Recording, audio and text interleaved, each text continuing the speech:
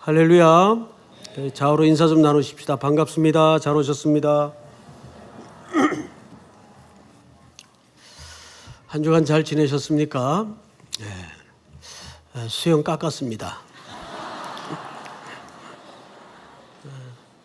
어느 자매가 깎으면 10만 원 준다 그래가지고 돈에 눈이 멀어서 깎았습니다. 줄지는 모르겠어요. 오늘이 7월 1일 맞죠? 맥주 감사주일입니다. 따로 헌금하는 순서는 같지 않겠지만 한 분기를 감사하면서 또 하반기를 주 앞에 올려드리는 귀한 예물을 준비해서 드릴 수 있었으면 좋겠습니다. 오늘은 맥주절에 대한 신학적인 성경적인 근거와 설교는 몇 년에 걸쳐 했기 때문에 따로 맥주절에 대한 설교는 하지 않겠습니다. 단지 이제 특세를 마치고 또 선교를 이번 주부터 본격적으로 시작하는 시기를 앞두고 왜 우리가 선교를 해야 되는가에 대한 중요한 동기가 좀 필요할 것 같습니다. 해서 사도 바울이 로마에 가기를 그렇게 열망했던 이유가 뭘까를 로마서 1장을 근거로 해서 우리의 동기로 삼는다면 참 적합하겠다라는 판단이 들어서 오늘 로마서 1장에 나타난 바울이 그토록 가기를 원했던 로마, 그 이유가 무엇이었을까에 대해서 말씀을 좀 보도록 하죠. 우선 오늘 첫 절이죠. 8절을 한번 볼까요? 먼저 내가 예수 그리스도로 말미암아 너희 모든 사람에 관하여 내 하나님께 감사함은 너희 믿음이 온 세상에 전파됨이로다. 자, 여러분, 사도 바울이 어떤 큰 감사가 있죠? 근데 그 감사의 내용이 뭔가 들여다봤더니 로마 교회 성도들의 믿음이 온 세상에 전파된 것을 참 감사한다 라는 감사를 고백하고 있습니다. 인사 겸. 그런데 여기서 한 가지 우리가 드는 의문이 있어요. 바울은 한 번도 로마를 가본 적이 없어요. 그래서 당연히 그 땅에 복음을 전한 적도 없습니다. 더더군다나 로마 교회 성도들을 만난 적도 없어요. 그런데 무엇 때문에 바울은 그 교회에 대해서 이토록 관심을 갖고 있고 또 서신을 쓰고 심지어는 서신 곳곳에서 열망하기를 나 참 너희들을 보고 싶다. 내가 꼭 갔으면 좋겠다라는 의중을 여과 없이 드러냅니다. 그 근거가 뭘까가 참 오늘 본문을 이해하는데 필요할 것 같습니다. 그래서 우리는 성경을 종합적으로 한번 이렇게 살펴보면 그 근거가 드러납니다. 우리 사도행전 18장을 좀 띄워주세요. 이 장면은 사도 바울이 이제 고린도 항구 도시에 피신을 해서 도착을 했습니다. 아덴에서 쫓겨났죠. 바울도 고린도라는 도시에 의도를 가지고 목적을 가지고 온 곳이 아닙니다. 쫓기다가 온 데가 고린도예요. 여기서 생계가 막막해지니까 그가 갑자기 어디서 그 생활비를 구합니까? 그래서 그에게는 생업에 필요한 기술이 하나 있었죠. 천막 만드는 기술이 있었어요. 그래서 여기저기를 흘러다니다가 한 부부를 만나게 됩니다. 바로 그 장면을 누가가 기술을 한 내용이에요. 누가는 사도행전을 쓴 사람이죠. 아굴라라 하는 본도에서 난 유대인 한 사람을 만났다. 이 아굴라는 디아스포라입니다. 유대인인데 태어나기를 유대 본토에서 태어난 게 아니고 본도에서 났다 그래서 이 본도라는 말은 로마 제국 하에 한 지역을 얘기합니다. 폰투스라고 돼 있어요. 원래 지명이. 근데 이제 번역하면서 본도 이렇게 좀 오해하기가 쉽게 돼 있습니다. 로마 제국 안에 그 지역을 얘기하는 거예요.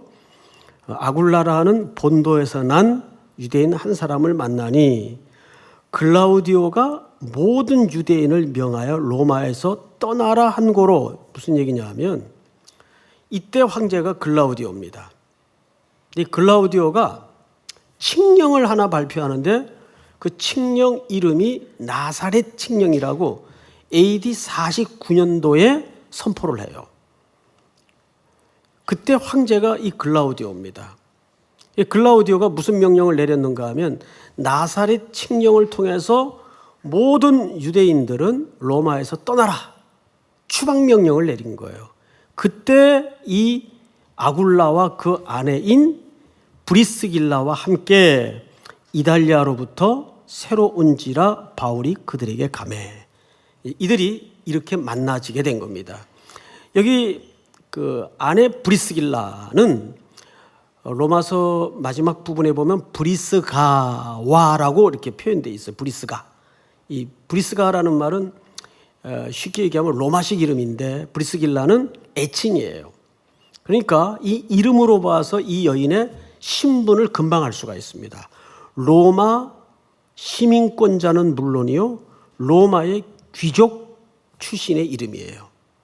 근데 이 여자가 어쩌다가 유대 한 남자를 만나게 돼서 복음을 듣게 되고 부부의 연을 맺게 됐겠죠. 그러니까 복음을 먼저 들었는지 부부의 연을 맺은 후에 복음을 들었는지 그것은 알 길이 없어요. 어쨌든 이 두 부부는 신실한 그리스도인 것만은 확실합니다. 이게 부부가 됐어요. 그러다가 추방명령을 받고 쫓겨난 거예요. 이 모든 기득권을 내려놓고 포기하고 그냥 대책 없이 먼 땅으로 쫓겨난 겁니다. 자, 그러면 이 글라우디오 황제의 추방명령이 갖는 의미가 역사적으로 무슨 의미인가를 알아야 오늘 바울이 그토록 가기를 원했던 이유가 저절로 드러나기 시작할 겁니다. 우선 우리 그 추방명령이 쓰여진 비문 하나를 좀 볼까요? 예. 이게 이제 탁본입니다. 이제 그 원래 그림을 좀 한번 띄워 주실까요? 원래 그림? 예, 이게 원래 그림입니다. 아까 탁본은 프랑스 루브르 박물관에 소장되어 있는 거고, 이 비문이 그 나사렛 칙령이라는 비문인데 AD 49년에 글라우디오가 추방 명령을 내린 글이에요. 그 글 보면 무슨 뜻인지 아시겠죠? 예. 이 비문이 1878년도에 독일 고고학자에 의해서 발견이 됐어요. 그러다가 이게 무슨 뜻인지를 해독을 못하다가 1932년도에 몇십 년 만에 이 뜻이 해독이 돼서 풀어졌는데 이런 내용을 담고 있었습니다. 한번 좀 읽겠습니다. 다 같이 시작. 크레스투스를 믿다가 죽은 사람들의 시체가 들어있는 무덤을 절대로 파손하거나 회파하지 못할지니라. 그 무덤을 고의적으로 회파하는 자는 사형에 처한다. 이 글을 잘 보시면 크리스투스는 누굴 가리킬까요? 당연히 예수님을 얘기합니다. 그 예수라는 사람을 믿다가 죽은 사람들의 시체가 들어있는 무덤을 절대로 파손하거나 회파하지 못한다. 그 무덤을 고의적으로 회파하는 자는 뭐에 처한다? 그렇죠. 사형에 처한다.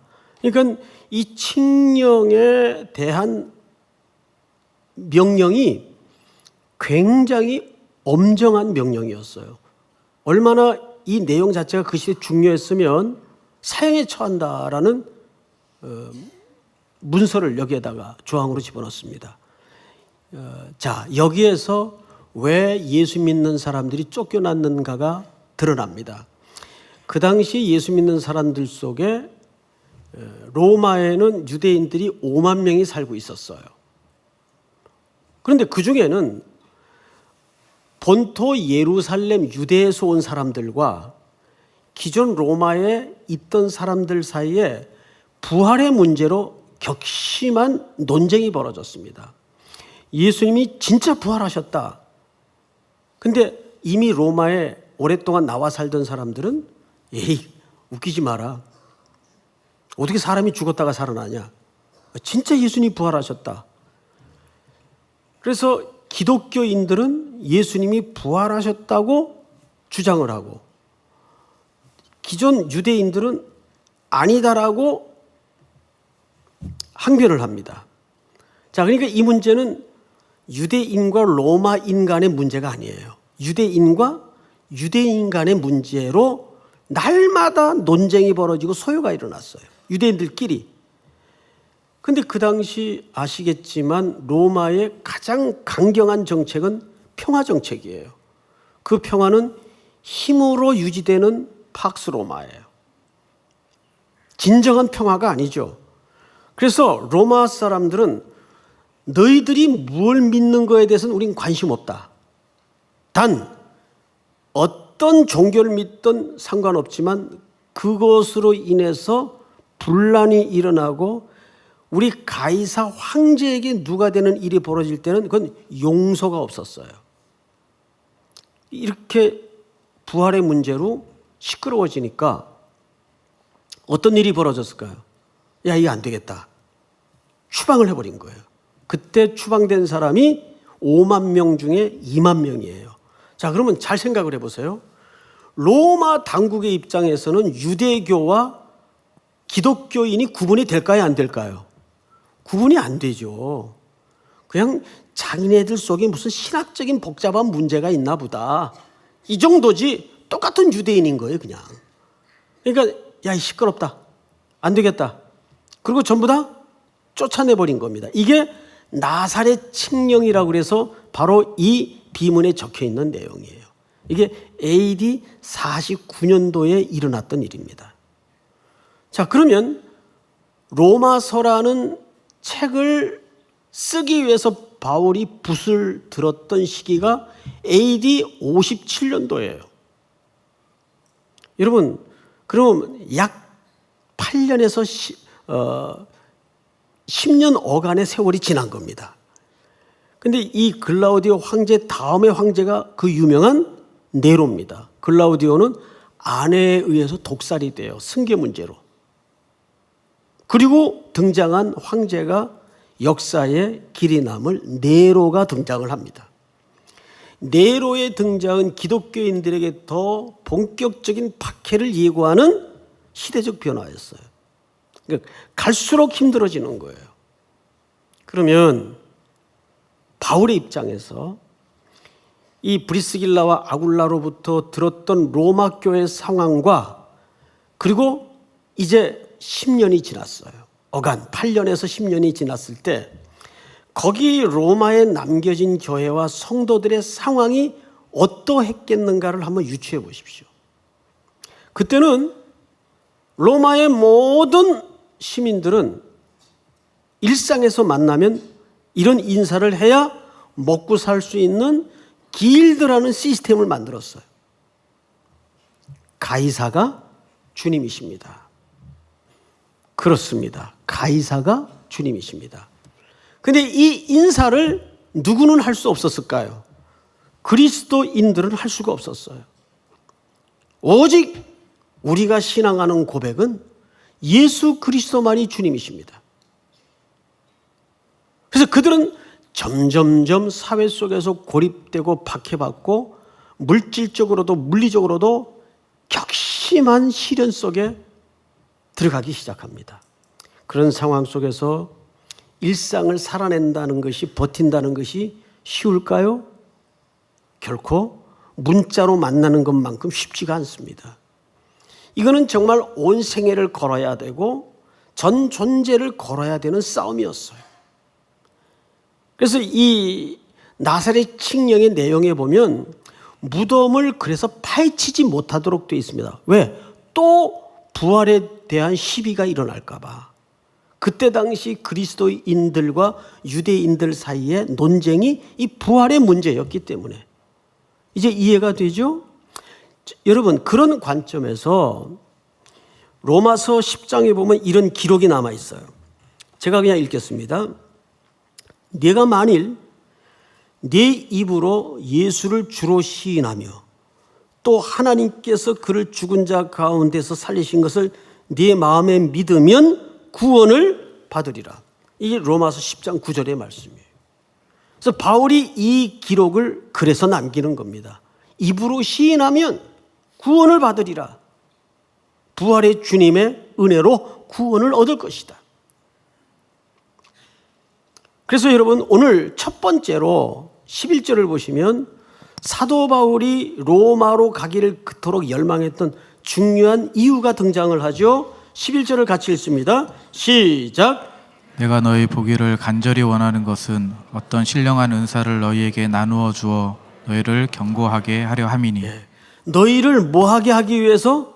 견고하게 하기 위해서. 이 견고하다라는 헬라 말은 이런 의미가 담아져 있습니다. 즉 스테리조라는 말을 쓰는데 지지해주고 고정해주고 강하게 해주고 확고하게 해주고 단단하게 묶어놓다. 왜? 그 시대 고난과 박해 사이에 끼어있는 그 시대 교회와 성도들의 삶이 가만히 서 있기에도 힘겨운 상황 속에 있었기 때문에 사도 바울이 그렇게 가기를 열망했고 그 첫 번째 보기를 원했던 이유로 뭘 꼽고 있죠? 너희를 경고케 하기를 내가 원한다. 우리가 선교지 가는 것도 그래요.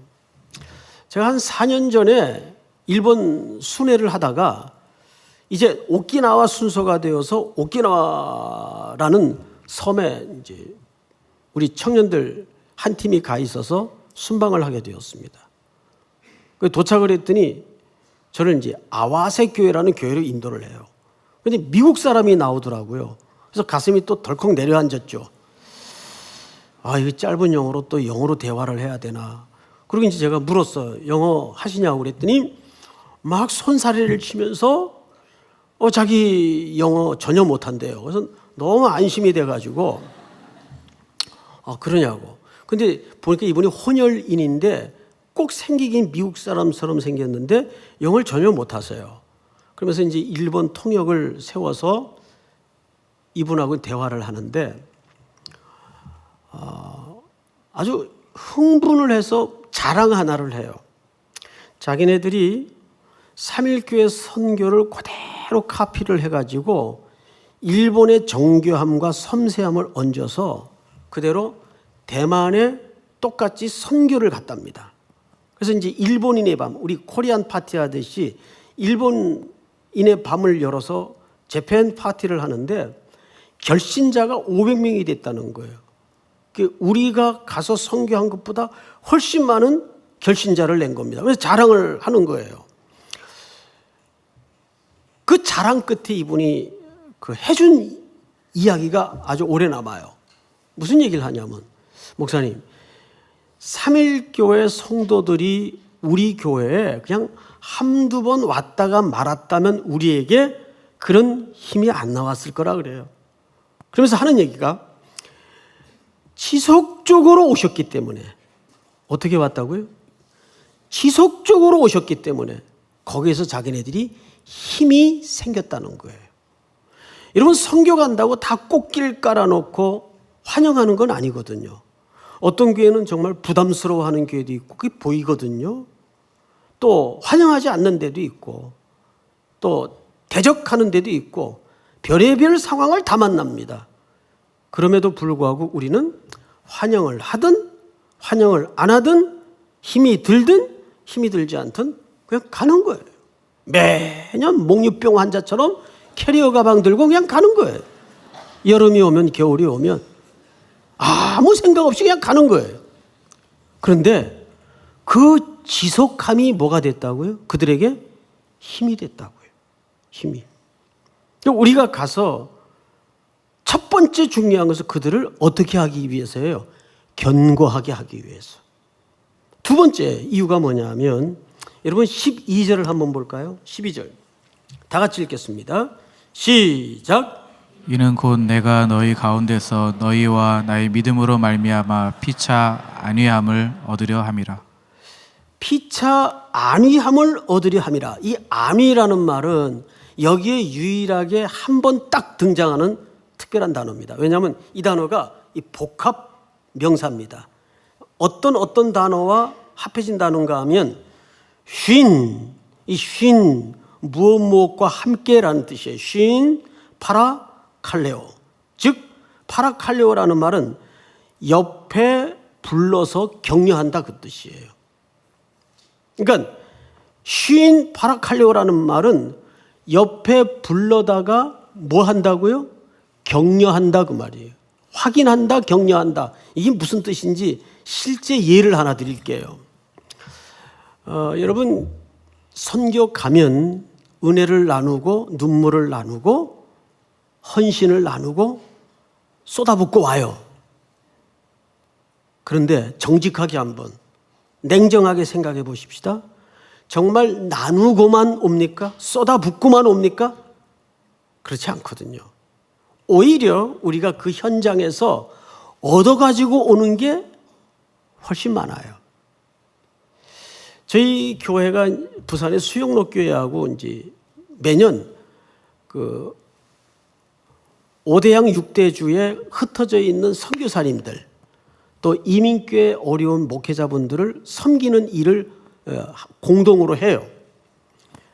코디아라는 프로그램인데 월요일 날 오후에 비행기를 타고 프랑크푸르트로 11시간에 걸려서 날아갔어요. 그래서 한 3시간 기다렸다가 브라질 리오로 가는 비행기를 타고 거의 한 12시간을 날아갔어요. 리오에서 또 한 3시간을 기다렸어요. 이것만 해도 벌써 한 27, 8시간 되죠? 그리고 거기서 또 2시간 기다려가지고 이과수 가는 비행기를 탔어요. 근데 리오에서 이과수까지가 비행기로 2시간 10분 거리인데 시계를 보니까 3시간이 걸렸는데 도착이 안 되는 거예요. 비행기는 공중에 떠 있고 이상하다. 왜 이렇게 오래 걸리지? 2시간짜리 거리인데 한참 있다가 이제 착륙했다 그래서 내리려니까 내렸죠. 그랬더니 그 게이트 앞에서 빨간 딱지를 다 하나씩 놓아줘요. 이거 꼭 갖고 있으라고. 이게 뭐냐 그랬더니 지금 비상착륙했대요. 목적지에 온 게 아니고. 근데 남미 사람들이 웃기는 게 다 해맑게 웃고 있어요. 뭐 이게 한국 같으면 정말 있을 수가 없는 상황인데 3시간 구천에 떠도는 귀신처럼 떠 있다가 지금 불시착을 했는데도 다 해피하게 점심 먹으러 가고 그러더라고요. 그래서 이제 한국 사람들만 게이트 옆에 붙어가지고 점심도 못 먹고 피자 몇 조각 시켜가지고 서로 나눠 먹고 있다가 한 2시간 있다 비행기 타라 그러더라고요. 이제 간다고. 그래서 비행기를 타고 또 비행기 안에서 기다렸어요. 거의 2시간 가까이 기다렸는데 결국 다 내리래요. 거기 안개하고 비가 워낙 많이 쏟아져가지고 그 비안개도 거두어지지 않고 그래서 갈 수가 없대요. 그럼 어떡하냐 그랬더니 공항 입구에 나가면 버스가 있을 거래요. 버스 타고 10시간을 가야 되는 거예요. 10시간을. 그때가 오후 4시인데. 그래서 한참 달려가가지고 중간에 한 몇 번 쉬고 새벽 4시에 도착을 했어요. 수요일 날 새벽 4시. 월요일 날 여기서 출발했는데 예? 목적지 호텔에. 그 새벽 4시에 도착을 해가지고 잠깐 2시간 눈 붙이고 저는 어쨌든 목요일 저녁에는 비행기를 타야 되기 때문에 강의를 전부 몰아놨어요. 제 강의 시간을. 그래서 밥 먹을 시간 빼고는 그 선교사님들하고 목회자분들 대상으로 그냥 강의만 하다가 목요일 밤 비행기 타고 이틀에 걸쳐서 어제 오후에 도착을 했어요. 그러니까 공중에서 4일 떠 있고 숙소에서 훌로 1박 이러고 이제 온 거예요. 불시착했을 때, 이제 비상 착륙을 했을 때 어떤 생각이 들었는가 하면 선교 앞두고 내가 이 체력 소모해 가면서 여기까지 이거 와야 되나 하는 생각이 들더라고요. 가면서. 그리고 이제 도착을 해서 거기 선교사님들 또 목회자분들 만나면서 제가 깊이 깨달은 게 하나 있어요.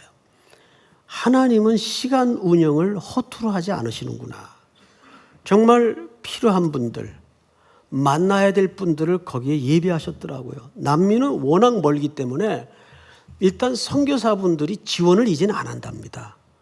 그리고 그중에 몇 년 만에 한 분 지원을 해서 상파울로에 도착을 했는데 몇 주 만에 사모님이 풍토병에 걸려가지고 돌아가신 거예요. 젊은 분인데 원주에서 목회하다가 파송된 선교사분인데 이제 그분이 저를 찾아와서 눈이 뻘개지면서 얘기를 하는 거예요. 이번에 정말 자기도 여기 올 수도 없었고 안 올라 그랬대요.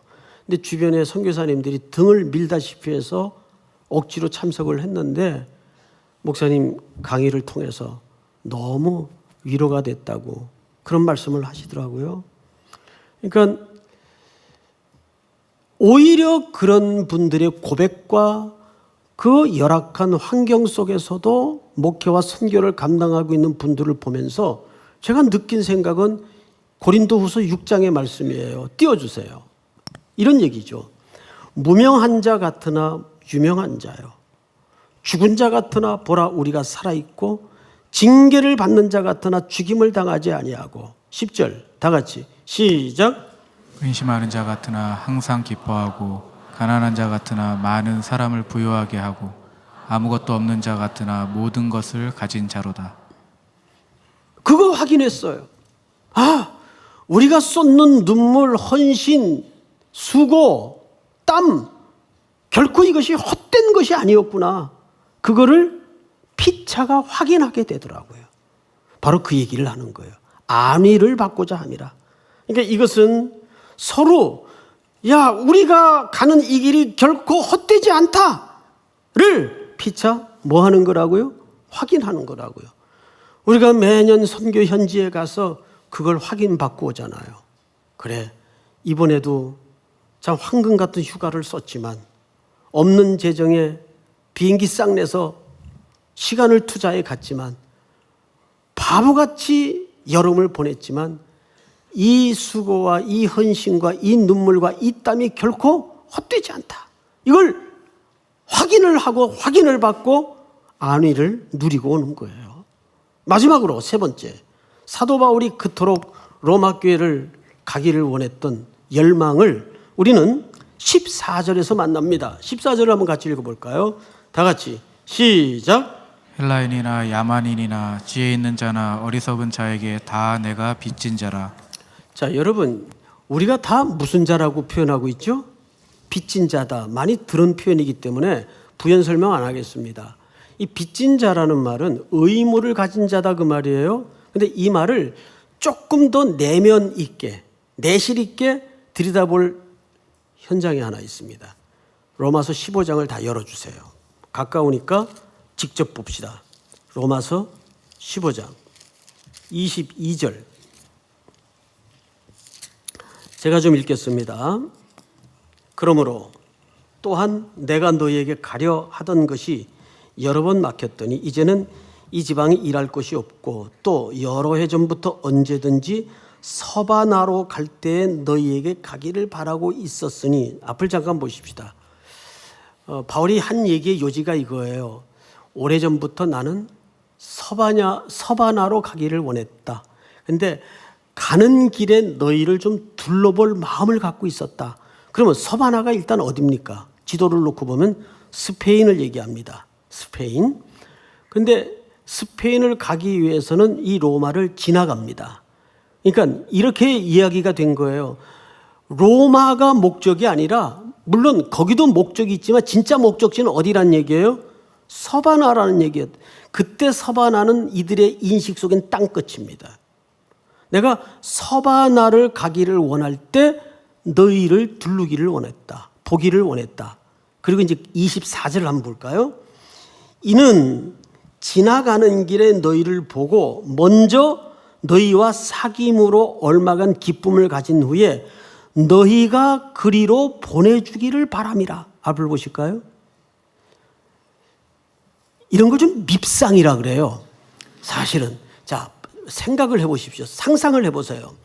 지금 로마 교회는 형편이 평안해요? 어려워요? 어려운 정도가 아니죠. 버티고 서 있는 것도 힘든 지경의 상황이에요. 그런데 바울이 글을 쓰면서 뭐라고 얘기를 하냐면 내가 서바나로 가기를 원하는데 지나가는 길에 너희와 교제를 좀 하고 그 다음에 본심을 얘기하죠. 너희가 나를 좀 서바나로 어떻게 해주기를 원한다? 파송해 주기를 원한다. 그러면 파송은 무슨 침 발라서 합니까? 맨입으로 해요? 파송을 하게 되면 뭐가 발생할 수밖에 없을까요? 비용이 발생하잖아요. 돈, 그때나 지금이나 재정이 필요할 거 아니에요. 근데 그 부담을 누구에게 지금 지우는 거죠? 로마 교회. 이게 뭘까요? 이게 정말 밉상일까요? 이런 생각을 안 해보셨나요? 하나님께서 우리 삼일교회 성도들에게 강력하게 선교의 지상명령을 꾸준히 요구하시는 것은 이런 거예요. 여러분 어딜 가서 정말 황홀하거나 엄청난 경이로운 경험을 했을 때, 뭘 봤을 때 또는 먹었을 때 제일 먼저 누가 생각이 나요? 원수가 생각이 나든가요? 사랑하는 사람이 생각이 나든가요? 좀 같이 와서 이거 먹었으면, 이거 같이 봤으면 너무 좋았을 텐데. 이게 정상이죠. 바로 그 개념이에요. 하나님이 우리에게 헌금을 하라 명하시고 헌신을 하라 명하시고 선교를 명하시는 것은 정확하게 무슨 뜻인가 하면 그 영광스러운 복음의 선포와 하나님 나라의 이 역사를 내가 가장 사랑하는 너희들과 하고 싶다 그 말이에요. 그러니까 바울이 이 로마 교회에다 짐을 지우는 겁니까? 이 복음의 영광스러운 역사에 초대를 하고 있는 겁니까? 초대를 하고 있는 거예요. 내가 이 영광스러운 복음의 선포와 역사를 너희들과 좀 같이 하고 싶다. 그만큼 이 로마 교회 성도들을 가슴에 품고 애정을 가지고 하나님의 복된 부름 앞에 초대하고 있는 거란 말이죠. 바로 그거예요. 하나님께서 여름마다 겨울마다 우리를 선교지로 나아가기를 열망하는 것은 우리 없어도 그 일 충분히 이루어지고 해요. 하지만 하나님이 그토록 원하시는 것은 하나예요. 나 이 역사를 너희들과 좀 같이 하고 싶다. 왜? 우리를 그만큼 황홀히 부르시고 사랑하시기 때문입니다. 오늘 세 가지. 첫째, 로마를 보기를 원했던 바울의 열망이 뭐죠? 그들을 흔들리고 있는 그들을 견고케 하기 위해서, 피차 안위를 받기 위해서. 세 번째는요, 복음의 빚진 자로 그 영광스러운 복음의 역사에 우리를 동참시키길 원하시는 겁니다. 믿습니까? 이 세 가지 중요한 바울이 로마를 보기를 원했던 동기가 이 뜨거운 여름을 달구는 선교애로 우리를 부르시는 하나님의 동기요 우리 속에 근거가 될 수 있기를 주의 이름으로 축원하고 축복합니다. 다 일어나십시다. 십자가의 전달자.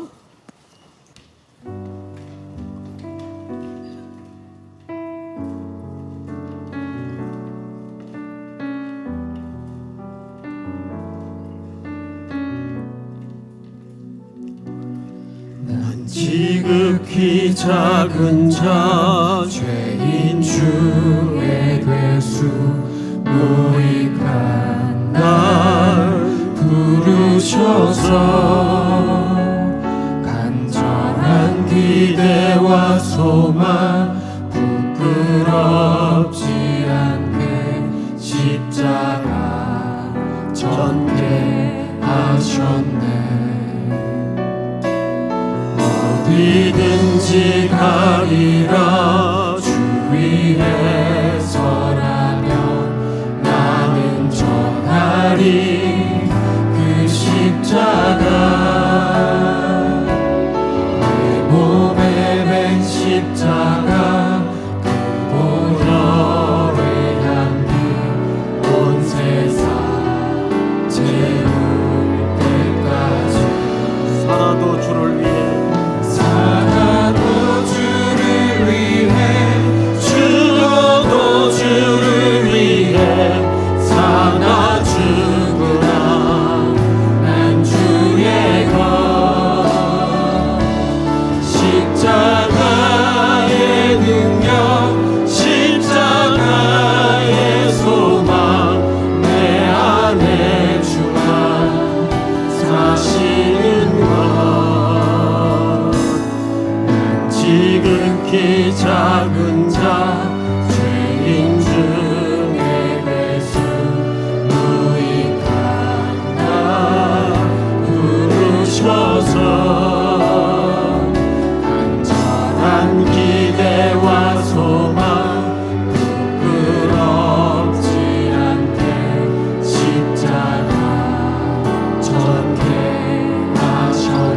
사랑 나의 십자가 내 사랑 나의 십자가.